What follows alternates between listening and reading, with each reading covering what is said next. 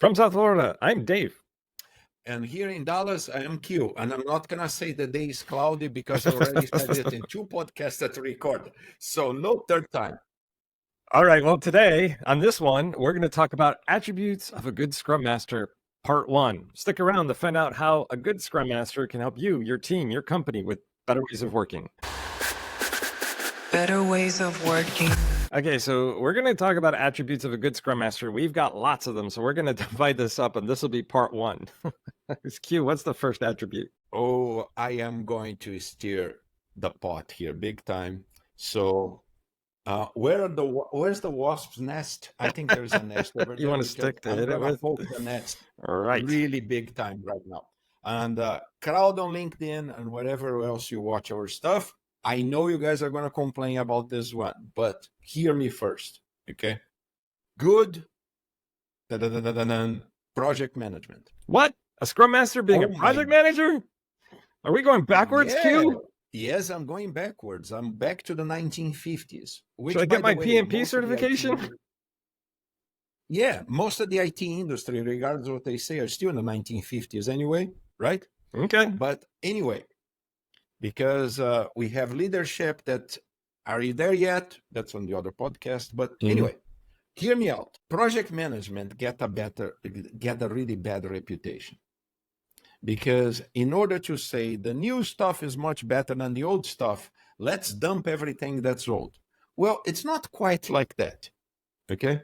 It's not quite like that. What I mean by project management is a good Scrum Master is keeping an eye on how much work is in the backlog, how much work is being brought into the sprint, how better we're getting at delivering that stuff. And regardless of we like or not, and we say or not, there's always a deadline. Oh, we shouldn't have deadlines. Well, we shouldn't have a lot of stuff. But the thing is, you're not going to change reality. Okay, there's commitments with stakeholders, with customers, and etc. And you're going to have to keep an eye on that. So a good Scrum Master is always looking, hey, product owner, think this is not going too well. Maybe you're being too ambitious. Maybe you're being unrealistic. That's project management. Hey, our velocity it's all over the map. What's going on here? Guys, we need a retro to discuss this. That's project management. Okay. Hey, guys, the demo last time, honestly, everybody was bored. We just recorded something about this, looking there. That's good project management. We are not selling to leadership all the good work that we're doing. So that's what I call project management. You have to keep an eye open. I have this much work to do. I cut this little section and we're doing a bunch of these little things. But the amount of work that we do in this little iteration sprint, whatever you want to call it, is that proportional to the amount of stuff that we have to do and the date we have to deliver it? Do we need more teams doing this stuff? If I'm a good Scrum Master, I serve the organization. I'm going to go to leadership and say, hey, we have 3 teams work on this stuff. That's never going to get done. And then let's figure out a way to do it. Either we cut down the number of things we're going to deliver or we put more people in there. That's good project management. So hear me out when I say project management. It's not the old Gantt charts and all that stuff. Heck, I don't even know how to read a Gantt chart. And I don't know if most people who read a Gantt chart actually understand what they're reading. It's about figuring out the flow of work. And that's very agile. That's very lean. We sometimes forget the lean foundation of this whole thing.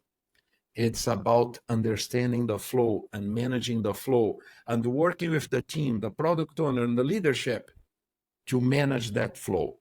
That's project management. Yeah. And, you and I keep an eye on what's going out there, in industry, right? And so we see a lot of companies saying they've moved on from Agile, they've evolved, and they create roles like delivery manager. To me, that's like, when I see the postings on what a delivery manager is, it seems like a Scrum Master to me. Yeah. And also in industry, there's this shift from project to product, right? It's not just a project is a very limited time window. At the end of that time window, we've delivered something, and then there's some other team or way to manage product. Now things are more moving toward, one term I'm hearing is product operating model. If you're familiar with Silicon Valley Product Group and Marty Kagan and those folks that are writing these books, right? Companies, the ones that are innovating, the ones that are leading the pack are moving to this product operating model. And even from what I'm reading, you need to have good delivery management. It's still required. So we're not abandoning the original root of Agile. I don't think that's what we're saying. I think what we're saying is it's 2024 when we're recording this, and the world's changed. And we still need what a Scrum Master can bring to the table. We need a Scrum Master to be the leader, especially in terms of delivery, taking care of the team. That's what we're not seeing out there, and that's what we need to see more of. Did I get that right? Yeah, you did. And remember my analogy. I think a lot of Scrum Masters are potted plants. But Q, why is that? Well, because you guys like to utter the word servant leader in every single word that you say, right? Well, first of all, you're not serving the team if you let them crash, right? So it's the first time you're driving a car. Hey, there's an 18-wheeler in front of you. Oh, I'm not going to tell them to press the brake because I'm a servant leader. I have to let them do whatever they want. No, you're not serving anybody. And by the way, you're also not leading. So that's why a lot of teams don't get to the point where they can be really good, is because the Scrum Master is a potted plant. I can't say anything. I'm a servant leader. No, you have to manage flow. Well, even recently, yeah, they've changed it. It's not so much a servant leader, it's a leader that serves. I believe that's the new term, which emphasizes more in the leadership. You're not just to get coffee for your team or to take notes during meetings or to set up the meetings. You are a leader within your team, amongst the teams, with management. So be a leader. Yep. You have to lead, and lead takes work. Being a potted plant is not going to transform you in a leader. Very good. We'll wrap this up. This is just part one. Folks, what do you think?